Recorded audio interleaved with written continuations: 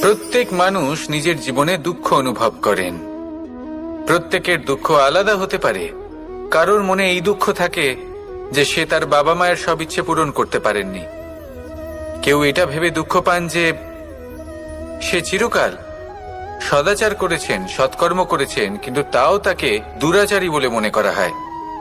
কেউ এটা ভেবেও দুঃখ পান যে তার সামনে যে ব্যক্তি রয়েছেন তার চোখে তিনি শত্রু হয়ে উঠেছেন বা দুষ্ট হয়ে উঠেছেন, যেখানে তিনি হয়তো কোনো অনুচিত কাজই করেননি।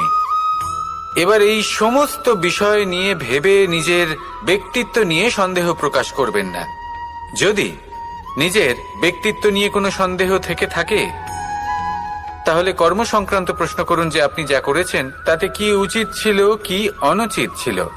যেটা প্রয়োজন সেটা এটা বোঝার যে আপনার অন্তর্মন, আপনার বিবেক আপনাকে কি বলছে। আর আপনার অন্তর্মন আর আপনার বিবেক আপনাকে